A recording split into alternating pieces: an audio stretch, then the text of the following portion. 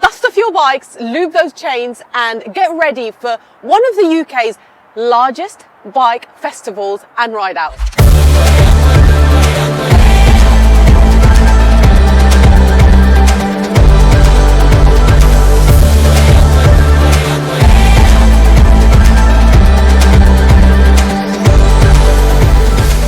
Myself, the bike insurer and Midlands Air Ambulance have partnered up to invite you to Bike4Life Festival and ride out on Sunday, the 23rd of April, attracting over 6,000 people. There will be live music, good food, entertainment and trade stands, as well as Q&A with VIPs on stage. Join me, Carl Fogarty, Ollie Ollerton, Steve Parrish, Billy Ward and more than 3,500 bikers on the ride out, starting from Mill Brace near Shrewsbury on a 23-mile route in convoy to the RAF base in Cosford, finishing at the Bike4Life Festival. I've just stuck on a warm jacket because it's absolutely freezing and I'm about to chat to the crew of this ambulance. We have a doctor, a captain and 2 paramedics, and they're going to show us inside and give us an insight into their job. I'm joined by Steve, who's a critical care paramedic. Hi Steve, lovely to meet you. Oh, hi, lovely to meet you too. Steve, tell us a little bit about your role in this. So I'm a critical care paramedic for Midlands Air Ambulance charity. Yep. I've been working for Midlands Air Ambulance charity since 2014. I've got 3 bases around the whole area, so Yep. at RAF Cosford, Taton Hill and here at Strensham. Yep. And pepper potted throughout the area are critical care cars, so I work on all platforms.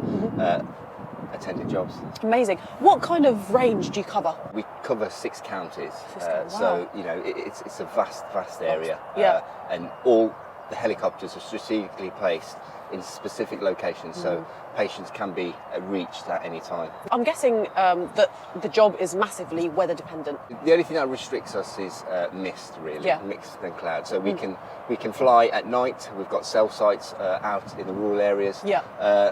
And we can fly in inclement weather. The only thing that stops us is just cloud and mist, really. Yeah, and the visibility is not And great. visibility is not Right. great. Do you have any interesting stories that you've come across, maybe? So the one that's quite poignant to me is I attended a fellow biker some years ago who had some horrific injuries, and we had to put him into an induced coma, treat his injuries before taking him to hospital. Yeah. Since that, he's made a remarkable recovery despite his injuries, and he's actually raised a hell of a lot of money for Midlands Air Ambulance charity, over £20,000. Amazing. I was told that actually the air ambulance is only relying on donations. Yeah, so donations from the community. People regularly run events for us, donate money towards us, which ensures that we're able to attend further life-saving missions. Well, the Bike4Life Festival is... The Bike4Life is an excellent opportunity for all bikers to meet up. It's probably one of the biggest meets of bikers. We've got helicopter tours. Wow. We're actually going to promote some biker safety, to teach people what to do if they come across a person that's come off their bike, so basic things like CPR, some basic airway manoeuvres. Would you care to show us a little bit around inside the ambulance? Yeah, so this is a EC135, this is a Eurocopter. This is the one at Strensham, and it normally flies with 2 operational crew and a pilot. Let's have a look inside. Wow. My seat today is in the front. I'll assist the pilot with navigating to the scene, whilst the person in the back will have communications with the ambulance service to get all the pertinent information about the job we're going to. There's not really as much space as I would have thought there would be inside. It's quite compact, isn't it? It is quite compact, and it's all about getting the team to that scene. Steve, it's starting to rain, so on that note, thank you so much for the chat, No, and see you at the Bike4Life. Yeah, brilliant. Thank you very much. I'm joined by Dr. Mike. Obviously, being a doctor in a hospital is different to being a doctor in an ambulance. What is your key role in the operation? So my background is I'm a consultant in anaesthetics and intensive care medicine. So as the doctor on the team, generally the additional skills I bring is in terms of some of the enhanced surgical skills that we offer, but particularly some of our experience with airway management, and sometimes when people are very poorly they need to be put off to sleep with a general anaesthetic. And so that kind of in-hospital practice then we use in the in the field, so to speak. Yeah. So bringing that experience from in hospital to out of hospital is kind of my primary role. Yeah. And obviously working alongside Steve, who's got experience in that area as well, to deliver kind of care to the patient as early as possible. More often these days we get to a patient's side very quickly, make an assessment, perform the key time critical interventions, and then we would move the patient to hospital, obviously in an expedited but controlled fashion, as opposed to kind of historically where we used to be trying to get to a patient and get the patient to hospital more rapidly. So the makeup of having doctors on the team as well as critical care paramedics allows us to deliver more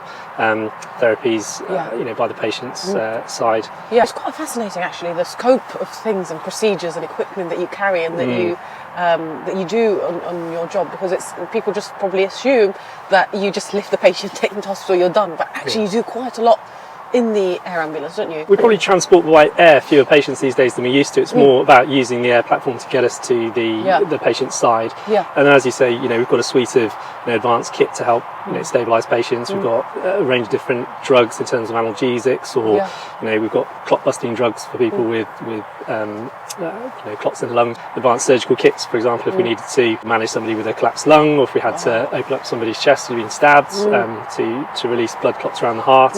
If we had to amputate a limb, so we have the kit to allow us to do all of those things. And how often do you see bikers? It depends on the time of year, from my perspective. Obviously when the weather's nice, people do tend to get out on the roads a little bit more when it's a bit busier, but equally, you'll have people, biking in poorer road conditions or on country roads. In the past when you've dealt with bikers, did you find that the more gear or protective gear that they wear, the more chances they have? Yeah, 100%. The gear is just phenomenal. Sometimes you'll see people walking away from something you'd never expect them to. So that the full racing leathers, for example, with all the paddings, the spinal boards, decent helmet, all of those things are life saving. And there's no substitute for that kit, because some of the nasty injuries you do see are people who are poorly prepared or poorly kitted out on the bikes, wearing jeans, t-shirts, things like that. It's just a recipe for disaster, really. Is it true that you carry a blood warmer? Yes. Yeah. I read that somewhere, but I wasn't sure. I thought I'd ask the crew. Yeah, so it's a little box really. So we kind of set up our blood transfusion infusion, and that just warms the blood before it gets to the patient, which is one of the key things. When I mentioned about that kind of golden hour, one of the things we want to make sure is that people's temperature's maintained, that we're kind of pausing ongoing bleeding if possible, and preventing that kind of cycle of deterioration. So warming people is really important. Thank you so much for your time. No problem. And see you at the festival. Yes, I'll see you then. I'm here in the cockpit of the air ambulance with Pilot Captain Nick. Nick, lovely to meet you. Hello, yes, you too. Obviously, you're the pilot. What does your role entail? My job is to get these guys quickly, safely, as close as we can to the scene, to the patient. Sometimes it's easy. Sometimes it's a country road with nice big fields to land in. Sometimes it's not so easy if it's in an urban environment. Sometimes we have to find the nearest suitable site, which might be a park, might be a little bit of a walk for the guys, but the important thing is we do it safely and we don't affect anyone on the ground or anything on the ground as well. What are the main challenges as a pilot in an air ambulance? Does it have challenges that are different to being a pilot in a normal helicopter? The challenges for us really flying these, the challenges are the weather. Sometimes the weather's less than ideal. Other challenges are finding a good landing site, one that's big enough for us, one that we're not going to break things with our downwash, and there is quite a lot of downwash from these rotors. So we have to be very careful, very mindful of people, very mindful of people's property as well. Yeah, of course. When you say weather, mist, fog, rain, wind, what's the worst nightmare for a... Mist and fog will stop us.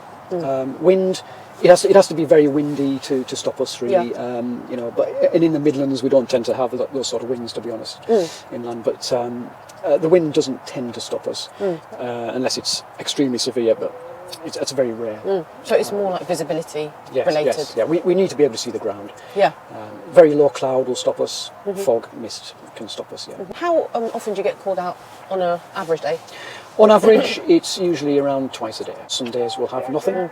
Other days, I think my busiest day was 7 jobs in one day, which was quite intense. Yeah, that's a good word. What do you love the most about your role here? I like the variety, like the guys and girls that I work with here as well. Every day is different, so that brings keeps you fresh, keeps you on your toes. Yeah, it's an exciting environment to be working in, isn't it? These are our primary flight instruments. Yeah. This tells me fundamentally which way up I am. It tells me my speed on this side and my altitude on this side. I have a compass. Yeah. This tells us which direction we're going in, and it will tell me which way to fly to our job, to our tasking. A bit like the sat-nav? Yeah, exactly, with the sat-nav, yeah. It shows us which way we're flying. It shows us terrain. You can see how it's shaded.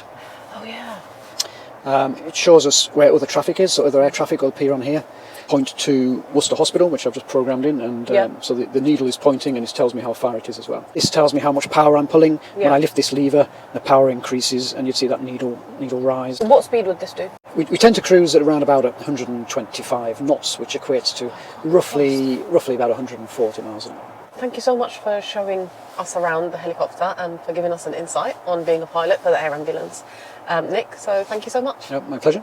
So I'm here with Karen, the critical care paramedic with Midlands Air Ambulance. Karen, lovely to meet you.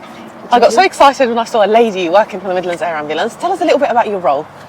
So I'm a paramedic by background, trained up to critical care paramedic role, but also in the last 12 months the clinical services manager, so I'm the operational manager for the clinical side of the charity. And what do you love the most about your role? My passion will always lie with the clinical aspect of the role, and even as the manager I still go out and do as many clinical shifts as I can. I joined the emergency services 22 years ago, and I've always wanted to go out to people in their critical hour of need. It's a great job to be able to go out and provide that enhanced care, that critical intervention, and try and save somebody's life or make their recovery and promote their recovery, so they come out the other side in a better place. It's fascinating. You were telling me about some of the procedures that you carry out by the roadside sometimes, and give us an idea of the kind of things that you would do that normal paramedics would not be able to do. So it ranges really from advanced pain relief, which is something that we would administer quite often with severe fractures, is a prime example, right the way through to we could amputate.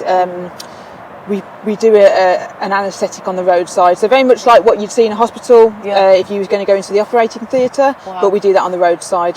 So we're very much taking the hospital to the side of the road now and starting treatment there. Wow, what are some of the challenges that comes with? I suppose the working environment is the most difficult challenge. Again, in a hospital, it's in a controlled environment, patients at your waist level, it's well lit. In the pre-hospital environment, the weather conditions, it could be hot, cold, windy, raining. The sunlight might be right in your eyes, which can cause a lot of problems when you're trying to visualise down somebody's throat. Lying in ditches, wet, cold. So those are all the challenges really, and you have to adapt to those. I guess that makes it more of an exciting role when you have to kind of deal with the different challenges coming your way, as opposed to just a sterile, closed environment in the hospital. Yeah, it does present a challenge, and of course, unlike a hospital environment, that environment changes all the time. You're always having to use your training and your experience and adapt it to the situation that's put in front of you at the time. As a biker yourself, how important is it for bikers to know basic first aid in case they're in a situation where they have to assist someone?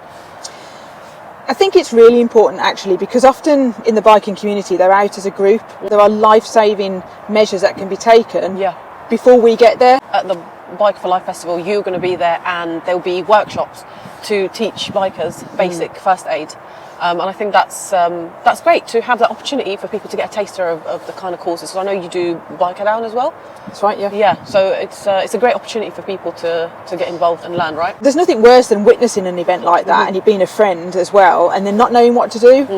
But to be able to do these workshops, being taught by the likes of us that go out to these sort of incidents all the time, just gives them that familiarity. So these sorts of workshops and this education to the biking community, I think is crucial, really. Great. Well, thank you so much for your time, Karen. No problem. I really appreciate it, and great to meet you. And I'm looking forward to seeing you again at the Bike4Life Festival. Yeah, look forward to seeing you. We have come to the end of the day at the West Midlands Air Ambulance base, and it was great to get to know the crew and get an insight into what they do. And I'm looking forward to seeing them again at the Bike4Life Festival. If you'd like to show your support, then buy your ticket at bike4lifefest.com. See you guys there. Bye. 23rd of April. Do I say 2023 or like that's an insight into their job. Let's go.